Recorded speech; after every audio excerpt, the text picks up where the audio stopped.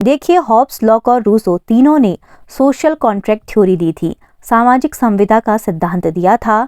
तो उसको समझने से पहले हमें प्राकृतिक अवस्था संबंधी विचार जानना ज़रूरी हो जाता है, क्योंकि अगर हम जानेंगे कि प्राकृतिक अवस्था कैसी थी, इंसान का उसमें नेचर कैसा था, तो हमें पता चल जाएगा कि वो उस सोशल कॉन्ट्रैक्ट को करने पर क्यों मजबूर हुआ, क्या उसकी आवश्यकता थी और क्यों सोशल कॉन्ट्रैक्ट करना ज़रूरी हो गया था। तो इस वीडियो में आप हॉब्स, लॉक और रूसो के विचारों का तुलनात्मक अध्ययन भी पाएंगे। साथ ही अगर आप इसे पूरी तरह देख लेंगे तो आपको अलग से हॉब्स, लॉक और रूसो के विचार नहीं पढ़ने पड़ेंगे। तो ध्यान से सुनिएगा इस वीडियो को। तो बात करते हैं हॉब्स की। देखिए, हॉब्स ने कहा था कि जो मानव स्वभाव होता है वो स्वभाव से झगड़ालू, ईर्ष्यालु होता है, उसके अंदर भय वाला भाव अधिक होता है। तो हॉब्स कहते हैं कि प्राकृतिक अवस्था पूर्व सामाजिक अवस्था थी जिसमें नैतिकता, न्याय, नियंत्रण का अभाव था। देखिए, हॉब्स ने एक कल्पना की। उन्होंने एक ऐसी स्टेट बताई जहां पर एक ऐसा समाज था जिसमें नैतिकता, न्याय और नियंत्रण का अभाव था। मतलब एक तरीके से अराजकता का माहौल था। प्राकृतिक अवस्था यानी कि वो ऐसी अवस्था जैसे नेचर ने हमें बनाया, जैसे हम इंसान बने, उस समय की बात हॉब्स करते हैं। ये एक काल्पनिक अवस्था थी क्योंकि इसका ऐतिहासिक साक्ष्य नहीं है। देखिए, इतिहास में बहुत सारी चीज़ें ऐसी होती हैं जिनका साक्ष्य होता है, जैसे आदिमानव का काल था, उन्होंने क्या क्या खोजें की, क्या उनकी सभ्यताएं थी, कैसे वो रहते थे, इसका प्रमाण हमें कहीं ना कहीं से देखने को मिलता है। लेकिन हॉब्स जो प्राकृतिक अवस्था की बातें करते हैं कि जहाँ पर नैतिकता नहीं थी, नियंत्रण नहीं था, समाज नहीं था, ये एक कल्पना है क्योंकि इसका कोई भी ऐतिहासिक साक्ष्य देखने को नहीं मिलता है। हॉब्स कहते हैं कि राज्य की उत्पत्ति से पूर्व की स्थिति प्राकृतिक अवस्था थी जिसमें स्वार्थी और समान शक्तियों वाले मनुष्यों का नियंत्रण था। अर्थात जब राज्य की उत्पत्ति नहीं हुई थी, जब राज्य संस्था की स्थापना नहीं हुई थी, उससे पहले की जो स्थिति थी उसे उन्होंने प्राकृतिक अवस्था कहा है, जिसमें मनुष्य स्वार्थी था और सभी लोगों के पास समान शक्तियां थी और जिन लोगों के पास समान शक्तियां थी उन्हीं लोगों का पूरी तरह नियंत्रण था। निरंतर संघर्ष की स्थिति थी, अराजकतापूर्ण माहौल था। जैसे कि हमने पहले पढ़ा मानव संबंधी विचार में कि भय था, स्वार्थ था, तो उससे निरंतर संघर्ष की स्थिति बनी रहती थी, एक दूसरे पर आक्रमण होता रहता था। मानव जीवन हिंसा प्रधान, नारकीय, असह्य और भार स्वरूप भयंकर, त्रासद और अव्यवस्थित था। प्रत्येक का प्रत्येक के विरुद्ध युद्ध था, हर समय आक्रमण का भय, डर की स्थिति जिससे प्रगति संभव नहीं थी। तो देखिए क्या होता था कि हर समय एक डर का माहौल बना रहता था और इंसान की जितनी भी ऊर्जा थी वो अपनी रक्षा करने में जाती थी। इंसान को हमेशा ये डर लगता था कि कहीं मुझ पर दूसरा व्यक्ति आक्रमण ना कर दे, मेरी चीज़ों को हड़प ना ले, इसलिए वो अपनी सारी एनर्जी को अपनी रक्षा में लगाता था जिससे उसकी प्रगति संभव नहीं थी। उद्योग, संस्कृति, जल परिवहन, भवन निर्माण, यातायात साधन, ज्ञान और समाज का स्थान नहीं था। उस जगह पर समाज की परिकल्पना थी ही नहीं। तो समाज के जो तौर तरीके होते हैं, जो समाज में संस्कृति होती है, भवन निर्माण होता है, यातायात साधन होते हैं, वो वहाँ पर थे ही नहीं। मनुष्य जीवन एकाकी, दीन, अपवित्र, पाशविक और क्षणिक था। उचित अनुचित का ज्ञान नहीं था, न्याय अन्याय में भेद नहीं था, न्याय का स्थान नहीं था, शक्ति और धोखे के बल पर वस्तुएं अर्जित की जाती थीं, नैतिकता का पूर्ण अभाव था, निरंतर हत्या और संघर्ष की स्थिति से अस्थिरता बनी रहती थी। अगर हम हॉब्स की थ्योरी की जिस्ट जानें तो हमें ये समझ में आएगा कि हॉब्स कहते हैं कि प्राकृतिक अवस्था एक ऐसी अवस्था थी जहां पर मनुष्य निरा पशु था, उसके पास समाज की कोई संकल्पना नहीं थी, चारों ओर भय का माहौल था, एक दूसरे के ऊपर कोई हमला न कर दे इसका भय बना रहता था, उद्योग धंधे कुछ भी नहीं थे, नैतिकता नहीं थी, निरंतर हत्या और अराजकता की स्थिति बनी रहती थी, एक दूसरे पर ही हमला करते रहते थे, न्याय नहीं था, उचित अनुचित नहीं था। तो ये थी हॉब्स की प्राकृतिक अवस्था संबंधी विचार। अब जब हम हॉब्स का सामाजिक संविदा का सिद्धांत पढ़ेंगे तो वो आपको समझ में आएगा कि क्यों आखिर सामाजिक संविदा करना जरूरी था। आइए अब बात करते हैं जॉन लॉक के विचारों की। लॉक के विचार हॉब्स से काफी अपोजिट हैं। हमने देखा कि जॉन लॉक ने मानव स्वभाव संबंधी विचार भी हॉब्स के बिल्कुल अपोजिट दिए थे। उसी तरह लॉक के प्राकृतिक अवस्था संबंधी विचार भी हॉब्स के बिल्कुल अपोजिट हैं और लॉक ऐसे प्रथम विचारक हैं जिन्होंने आधुनिक युग में अधिकारों की संकल्पना दी। आप सभी जानते हैं कि जॉन लॉक को उदारवाद की आत्मा कहा जाता है। उनके विचार उनके समय के अन्य विचारकों से काफ़ी अलग थे, काफ़ी प्रोग्रेसिव थे और वो बात करते हैं प्राकृतिक अधिकारों की। हॉब्स कहते हैं कि कोई अधिकार नहीं थे, भय का माहौल था, स्वार्थ था, नैतिकता नहीं थी, अनैतिकता थी, अन्याय था। लेकिन लॉक को जब आप पढ़ेंगे तो आप देखेंगे कि लॉक के विचारों में आपको एक स्पष्टता दिखाई देती है। वो बात करते हैं प्रकृति प्रदत्त अधिकारों की। तो लॉक कहते हैं कि प्राकृतिक अवस्था में युद्ध न होकर शांति, सद्भाव और पारस्परिक सहयोग था। आत्मसंरक्षण की व्यवस्था थी, अर्थात एक ऐसी अवस्था थी जहां पर शांति थी, एक दूसरे के प्रति सहानुभूति थी, सहयोग था और इंसानों के अंदर अपने आप को बचाने की प्रवृत्ति थी। जैसा कि हम देखते हैं कि प्रकृति में कोई भी इंसान होता है तो वो आत्म संरक्षण की भावना के साथ पैदा होता है। उसके अंदर ये गुण इनहेरेंटली होते हैं कि मैं खुद को बचाऊं। तो लॉक भी वही बात करते हैं। आगे लॉक कहते हैं कि इस अवस्था में 3 अधिकार थे: जीवन, स्वतंत्रता और संपत्ति, लाइफ, लिबर्टी एंड प्रॉपर्टी। ये लॉक ने बहुत बड़ी बात की है कि प्राकृतिक अवस्था में भी वो 3 अधिकारों की बात कर रहे हैं।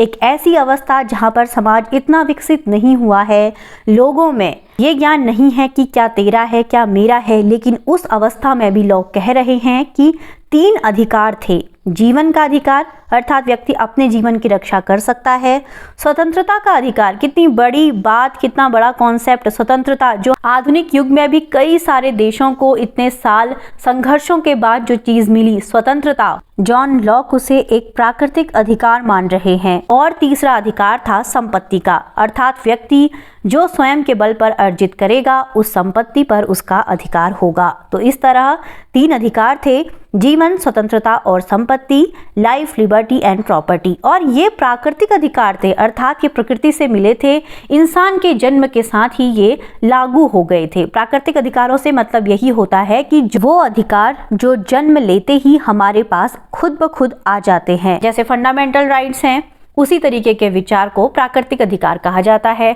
कुछ अधिकार ऐसे होते हैं जो कानून बनने पर हमें मिलते हैं, लेकिन प्राकृतिक अधिकार प्रकृति से मिलते हैं, अर्थात व्यक्ति के जन्म के साथ ही व्यक्ति को ऑटोमेटिकली वो अधिकार मिल जाते हैं। आगे लॉक कहते हैं कि ये अहस्तांतरणीय है, अर्थात कोई भी इन्हें ट्रांसफर नहीं कर सकता है। अगर किसी के पास प्रॉपर्टी का राइट है तो वो अपनी प्रॉपर्टी का राइट दूसरे व्यक्ति को नहीं दे सकता। उसका राइट अलग है और दूसरे व्यक्ति का राइट अलग है। इनका उल्लंघन नहीं किया जा सकता क्योंकि ये प्रकृति के कानून से पैदा हुए ईश्वरीय तर्क हैं। लॉक एक कदम आगे बढ़कर कहते हैं कि इन अधिकारों का उल्लंघन नहीं किया जा सकता, वॉयलेशन नहीं किया जा सकता, क्योंकि ये प्रकृति के कानून से पैदा हुए ईश्वरीय तर्क हैं। लॉक बात करते हैं प्रकृति की कानून की, नेचुरल लॉ की। प्राकृतिक अधिकार सार्वभौमिक थे। सार्वभौमिक थे अर्थात प्राकृतिक अधिकार हर जगह लागू थे। अगर इंग्लैंड में लागू हैं तो फ्रांस में भी लागू हैं, इंडिया में भी लागू हैं, अफ्रीका में भी लागू हैं, तो हर जगह लागू हैं। उनके लिए किसी विशेष सरकार या फिर किसी विशेष लोकेलिटी की जरूरत नहीं है, वो यूनिवर्सल हैं। लॉक के अनुसार दूसरे से वही व्यवहार करो जो स्वयं के प्रति आशा करते हो। इस तरह एक दूसरे के अधिकारों का हनन नहीं होता था। विवेक के आधार पर आधारित कानून प्रचलित थे। तो लॉक की थ्योरी पढ़कर हमें यही समझ में आ रहा है कि जो लॉक का प्राकृतिक अवस्था संबंधी विचार है उसमें हम आज के मुकाबले भी कहीं ज़्यादा उन्नत थे। देखिए, आज के समय में हमें स्वतंत्रता और जीवन के अधिकार तो मिले हुए हैं, लेकिन संपत्ति का अधिकार हमारा प्राकृतिक अधिकार नहीं है। ये अधिकार हमें मिलता है शासन से या फिर सरकार से। हमारे भारतीय संविधान में भी हमें राइट टू प्रॉपर्टी नहीं है, जबकि right to liberty and right to life हमारा फंडामेंटल राइट है। लेकिन संपत्ति का अधिकार, राइट टू प्रॉपर्टी, अब हमारा फंडामेंटल राइट नहीं है। और इसे कौन से संविधान संशोधन से हटाया गया, आप कमेंट करके ज़रूर बताइएगा, क्योंकि अगर आप पॉलिटिकल साइंस के स्टूडेंट हैं तो ये आपको ज़रूर याद होगा। तो आगे बढ़ते हैं। लॉक का यही मानना था कि अगर सभी लोग एक दूसरे से वही व्यवहार करने लगेंगे जो वो एक दूसरे से एक्सपेक्ट करते हैं, तो इस तरह समाज में एक व्यवस्था बनी रहेगी। अगर मैं अच्छा व्यवहार करूंगी, अगला भी अच्छा व्यवहार करेगा, तो एक पारस्परिक तालमेल बना रहेगा और उसके बाद किसी विशेष कानून को ऊपर से लागू होने की ज़रूरत नहीं पड़ेगी। ये म्यूचुअल अंडरस्टैंडिंग होगी। ये होंगे विवेक पर आधारित कानून, मतलब रेशनल लॉस। जैसा कि हम कई बार देखते हैं कि सुप्रीम कोर्ट के जजमेंट्स में या फिर लोअर कोर्ट्स के जजमेंट्स में कई बार जजेस अपने विवेक से कोई जजमेंट दे देते हैं जो कि कानून की किताबों में नहीं लिखा है, लेकिन उस समय उस केस को देखकर उनको वही सही लग रहा होता है। तो विवेक पर आधारित कानून की बात लॉक उतने साल पहले 17वीं सदी में करके गए हैं। तो अपने समय में एक रिवॉल्यूशनरी थॉट जो थे वो जॉन लॉक के हम देख सकते हैं। लॉक प्रथम विचारक थे जिन्होंने आधुनिक युग में अधिकारों की संकल्पना दी। प्राकृतिक अधिकार जन्मजात हैं, इसकी प्राप्ति राज्य या फिर सरकार से नहीं हुई, बल्कि राज्य या फिर सरकार का निर्माण इनकी रक्षा के लिए किया गया है। तो लोग कहते हैं सरकार या फिर राज्य हमें हमारे प्राकृतिक अधिकार नहीं देती, वो बस इतना सा काम करती है कि इन अधिकारों की रक्षा करती है। कि जैसे अगर किसी के जीवन पर खतरा है तो राज्य ऐसे कानून बनाएगा जिससे उसके जीवन पर खतरा ना हो, या फिर ऐसे अराजक तत्वों को पकड़कर जेल में डाल देगा जो व्यक्ति के जीवन पर हमला करते हैं, उसको हानि पहुंचाते हैं। जो तत्व व्यक्ति के स्वतंत्रता के अधिकार को खत्म करते हैं, कम करते हैं, उनको कम करना राज्य का काम होगा। राज्य ऐसे कानून बनाएगा जिससे व्यक्ति संपत्ति अर्जित कर सके, अपनी संपत्ति की रक्षा कर सके। देखिए सिंपल सी बात है, अगर हम इंडिया के सिनेरियो में लें तो हमें फंडामेंटल राइट्स मिले हुए हैं और राज्य का एक कर्तव्य है कि वो हमारे फंडामेंटल राइट्स की रक्षा करे, ऐसे कानून बनाए, ऐसी संस्थाएं बनाए जिससे हमारे फंडामेंटल राइट्स सेव हों, प्रिजर्व हों। तो यही बात जॉन लॉक भी करते हैं। अगर आप चीज़ों को अपने आसपास की घटनाओं से जोड़ देते हैं तो आपको याद करने में और समझने में आसानी होती है। इसीलिए मैं आपको जॉन लॉक की थ्योरी को भारतीय संविधान से जोड़कर बता रही हूँ ताकि आसानी से आप समझ सकें। जॉन लॉक ने श्रम का मूल सिद्धांत दिया। वो कहते हैं कि व्यक्ति जब अपने श्रम से कोई वस्तु अर्जित करता है तो वो उसका मालिक होता है और प्रत्येक व्यक्ति अपनी इच्छा से अपना कार्य करने के लिए स्वतंत्र है। तो श्रम का मूल सिद्धांत भी जॉन लॉक ने दिया। और अगर हमें जॉन लॉक का सामाजिक संविदा का सिद्धांत समझना है तो प्राकृतिक अवस्था संबंधी विचार भी हमें समझने होंगे। तो अगर हम लॉक की थ्योरी की जिस्ट देखें तो लॉक सिंपल सी बात करते हैं कि प्राकृतिक अवस्था में प्राकृतिक विधि और प्राकृतिक अधिकार थे। प्रकृति के दिए हुए कानून थे और प्राकृतिक अधिकार थे जो कि सार्वभौमिक थे और दूसरों के साथ वही व्यवहार करना है जो हम अपने साथ चाहते हैं। इससे समाज में एक पारस्परिक सहयोग की भावना बनी रहेगी और विवेक पर आधारित कानून होंगे। ऐसा कोई कानून थोपा गया नहीं होगा, लेकिन राज्य और सरकार जो भी होंगी उनको प्रकृति प्रदत्त अधिकार जो कि हैं जीवन, स्वतंत्रता और संपत्ति, लाइफ, लिबर्टी और प्रॉपर्टी के जो अधिकार हैं उनकी रक्षा करनी है। लॉक ने दिया श्रम का मूल सिद्धांत। मनुष्य अपने श्रम द्वारा अर्जित वस्तु का मालिक है और अपनी इच्छा के अनुसार कार्य करने को स्वतंत्र है। आप जानते हैं रूसो के विचारों को। रूसो के जो प्राकृतिक अवस्था संबंधी विचार हैं वो हमें एक बैलेंस्ड व्यू दिखाते हैं, हॉब्स और लॉक से एकदम अपोजिट। जिस तरह हॉब्स ने कहा कि नैतिकता का अभाव था, प्राकृतिक अवस्था पूर्व सामाजिक अवस्था थी, उसमें समाज का कॉन्सेप्ट नहीं था, लड़ाई झगड़ा था, अराजकता था। लॉक ने कहा कि प्राकृतिक अवस्था में युद्ध नहीं था, शांति थी, अधिकार थे। लेकिन रूसो ने एक ऐसी बात कही जो हमें विज्ञान के काफ़ी करीब नज़र आती है। रूसो ने मनुष्य को उसी तरह से डिफाइन किया है जैसे विज्ञान करता है कि पहले हम आदिमानव थे, हमारे कोई मूलभूत आवश्यकताएं थी, हम उन्हीं में उलझे रहते थे। धीरे धीरे धीरे हम डेवलप हुए और आज हम डेवलप होते होते यहाँ तक पहुँच गए हैं। रूसो प्राकृतिक मनुष्य की प्रशंसा करता है और सभ्य की अवहेलना। प्राकृतिक अवस्था में मनुष्य एक भद्र वन्य प्राणी था, अकेले रहता था, उसकी कुछ मूलभूत आवश्यकताएं थी जो आसानी से पूरी हो जाती थी। न झगड़े थे, न सामूहिक जीवन था, कोई भी भाषा, विज्ञान, कला नहीं थी। मनुष्य न तो खुश था और ना ही दुखी था। उसको सही गलत, सद्गुण दुर्गुण की धारणा नहीं थी, ना ही प्रचुरता थी और ना ही अभाव।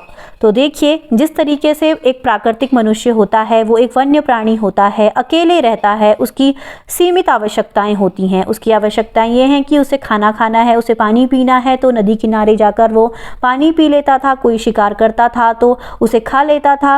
वहाँ पर समाज का कोई भी कॉन्सेप्ट नहीं था। लोग अकेले रहते थे, समूह में नहीं रहते थे। धीरे धीरे समय बीतने के साथ कई सारी चीज़ें हुई। आग का आविष्कार हुआ, कपड़े पहनना शुरू किया इंसान ने, उसके बाद उसने समाज में रहना शुरू किया, परिवार का कॉन्सेप्ट आया। तो यही बात रूसो भी करते हैं। उस समय इंसान की चेतना इतनी विकसित नहीं थी, तो वहाँ पर अपना पराया इसका कोई भाव ही नहीं था। सुख और दुख का, खुशी का, विरह का कोई भी भाव नहीं था। न लड़ाई झगड़े थे, न ही सामूहिक जीवन था। तो अगर हम बेसिकली देखें तो हम खुश और दुखी कब होते हैं? जब हमारा दिमाग रिएक्ट करने लगता है, जब हम चीज़ों के बारे में सोचते हैं, तभी हमें पता चलता है कि हम खुश हैं या दुखी हैं। लेकिन उस समय व्यक्ति का जो दिमाग था वो इतना इवॉल्व था ही नहीं कि वो ये सब कुछ सोच पाता। उसके अंदर कोई चेतना नहीं थी, तो उसका जीवन आराम से कट रहा था। उसकी जो आवश्यकताएं थी वो पूरी हो रही थी और कोई लड़ाई झगड़ा नहीं था। ऐसी स्थिति में भाषा, विज्ञान, कला कुछ भी नहीं था। किसी भी चीज़ की प्रचुरता नहीं थी और ना ही अभाव था। अगर आपके अंदर चेतना ही नहीं होगी तो आपको पता ही नहीं चलेगा कि कौन सी चीज़ ज़्यादा है, कौन सी चीज़ कम है, या आपको अच्छा बुरा कुछ लगेगा। तो एक ऐसी स्टेट थी जहाँ पर न्यूट्रल था सब कुछ, बस खाना पीना ही उसके जीवन का उद्देश्य था। मनुष्य की केवल दो मूल प्रवृत्तियां थी, आत्म प्रेम और सहानुभूति। इंसान अपने आप से प्रेम करता था, क्योंकि अपने आप से प्रेम तो वो करेगा ही। उसी लिए वो क्या करता था, जंगली जानवरों को मारकर खाता था, अपना पेट भरता था, और उसके अंदर आत्म प्रेम के साथ ही साथ सहानुभूति थी। फिर क्या हुआ, धीरे धीरे समय बीता।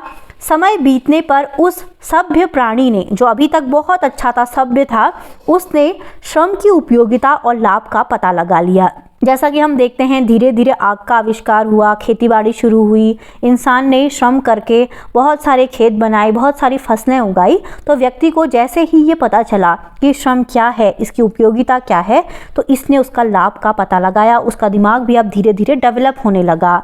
इसके बाद वो एक दूसरे से मिलने लगा और उसने अस्थायी व्यवस्था बनाई। शरण स्थल, परिवार की व्यवस्था आई।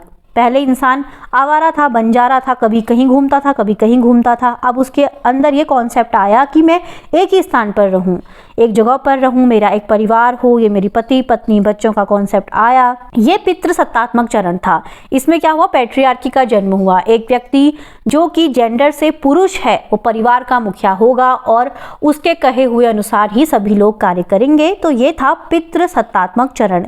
इसके बाद परिश्रम और विचारों का विकास हुआ। प्रथम मनुष्य जिसने अपनी धरती के भाग के चारों तरफ बाड़ लगाई और घोषणा की कि ये मेरी है, और उसे साधारण विश्वास वाले मनुष्य मिल गए जिन्होंने उसके कथन को मान लिया। वही वास्तव में नागरिक समाज का संस्थापक था। देखिए, एक ऐसा व्यक्ति था जो कि परिपक्व विचारों वाला था, उसके दिमाग का विकास हो गया था। तो उसने क्या किया, पोजेशन यानी कि कब्जे की अवधारणा उसके दिमाग में आई। उसने क्या किया, जो भी उसके आसपास जमीन थी उसमें उसने चारों तरफ बाड़ लगाई और ये बताया लोगों को कि ये मेरी है। और अन्य लोग जो उसी की तरह थे, उन्होंने उस बात को मान लिया और वो भी उसी की तरह करने लगे। तो इस तरीके से क्या हुआ, नागरिक समाज का निर्माण हुआ। एक व्यक्ति ने अपनी ज़मीन के चारों ओर तारबाड़ लगाई और कहा ये मेरी है, ऐसी दूसरी व्यक्ति ने लगाई, ऐसी तीसरी व्यक्ति ने लगाई, ऐसे ही सभी लोग करते गए। और अगर हम अभी के समाज में देखें तो हम लोग भी यही करते हैं। हम एक घर बनाते हैं, उसमें एक बाउंड्री वॉल बनाते हैं और कहते हैं कि ये मेरी है, इस पर कोई भी अवैध रूप से घुस नहीं सकता। अगर कोई घुसेगा तो ट्रेसपास माना जाएगा, उसके लिए कानून बने हुए हैं, कोई भी उसकी संपत्ति को नहीं ले सकता है। तो यही कॉन्सेप्ट रूसो ने अपने प्राकृतिक अवस्था संबंधी विचारों में दिया। तो इस तरह से एक नागरिक समाज का जन्म हुआ। जो व्यक्ति पहले सभ्य था, जिसका काम केवल अपनी मूलभूत आवश्यकताओं को पूरी करना था, अब वो संपत्ति के बारे में सोचने लगा, कब्जे के बारे में सोचने लगा, उसका दिमाग विकसित होने लगा। और इस सभ्य व्यक्ति की रूसो अवहेलना करते हैं। वो कहते हैं कि बेकार है। वो प्राकृतिक मनुष्यों की प्रशंसा करते हैं, जहाँ पर इंसान के अंदर कोई छल कपट नहीं था, उसकी आवश्यकताएं सीमित थी, वो एक वन्य प्राणी था। क्योंकि धीरे धीरे जब हम देखते हैं कि समाज जिस तरीके से इवॉल्व होता है तो उसमें कई सारी बुराइयां देखने को मिलती हैं। अगर इंसान को हम वन्य प्राणी माने तो वो एक जानवर जैसा होगा, और जानवर केवल अपना खाने की चिंता करते हैं, उन्हें किसी को नुकसान नहीं पहुंचाना होता, कहीं पे प्रॉपर्टी में कब्जा नहीं करना होता। तो इस प्रकार रूसो सभ्य व्यक्ति की अवहेलना करते हैं। आगे रूसो कहते हैं कि श्रम विभाजन के विकास से अर्थशास्त्र का जन्म हुआ, जिससे मनुष्य की खुशहाली छिन गई। तो जो व्यक्ति खुश रहने वाला था उसके अंदर कई सारी चीज़ें आ गई, उसका दिमाग विकसित हो गया, बस यहीं से उसका खेल खत्म हो गया। और उसने क्या किया, काम बांट दिया। खेती बाड़ी का काम कोई करेगा, पशुपालन का कोई काम करेगा, कोई घर बनाएगा, कोई कारीगरी करेगा, कोई कुछ करेगा। तो इस तरीके से कार्यों का विभाजन हो गया, और जो एक सीधा साधा भोला भाला प्राणी था वो दिमाग लगाने लगा, वो 100 चीज़ें सोचने लगा, वो अपना फ़ायदा सोचने लगा, वो दूसरे का नुकसान करने की सोचने लगा। तो इस तरह एक मनुष्य की खुशहाली छिन गई। और रूसो कहते हैं कि अन्न और लोहे ने मानवता का सर्वनाश कर दिया और लोगों को अपना दास बनाना प्रारंभ कर दिया। अन्न का जब आविष्कार हुआ, इंसानों ने खेतीबाड़ी करनी शुरू की। देखिए, इतिहास में हम पढ़ते हैं कि आग, अन्न और लोहे के आविष्कार कितने ज़रूरी थे। जब हमारे पास आग आई तो हमारी ज़िंदगी बदल गई। जब लोहे का आविष्कार हुआ तो कितनी सारी सुविधाएं हुई, खेतीबाड़ी करने में आसानी होने लगी। और जब इंसान सामूहिक रूप से रहने लगा तो उसने अन्न उगाना शुरू किया, उसका जीवन एक ढांचे में परिवर्तित हो गया, एक रेगुलरिटी आ गई। लेकिन रूसो कहते हैं कि अन्न और लोहे ने मानवता का सर्वनाश कर दिया, क्योंकि रूसो तारीफ करते हैं वन्य भद्र प्राणी की, लेकिन अन्न उसके पास आ गया तो वो एक ही जगह पर रहने लगा। लोहे के आविष्कार ने कई अन्य धातुओं के आविष्कार की प्रेरणा दी और इंसान विकसित होता गया। और जब उसके पास बल आ गया, सामर्थ्य आ गया, तो उसने लोगों को अपना दास बनाना प्रारंभ कर दिया। तो इस तरह से सामाजिक व्यवस्था अस्त व्यस्त हो गई। आगे के लेक्चर में हम पढ़ेंगे कि हॉब्स, लॉक और रूसो अपने सामाजिक संविदा के सिद्धांतों में क्या क्या कहते हैं। और अगर आपने अच्छी तरह से मानव स्वभाव संबंधी विचार और प्राकृतिक अवस्था संबंधी विचार समझ लिए तो आपको सामाजिक संविदा का सिद्धांत भी आसानी से समझ में आ जाएगा। आज का वीडियो कैसा लगा कमेंट करके ज़रूर बताइएगा। Thanks for watching.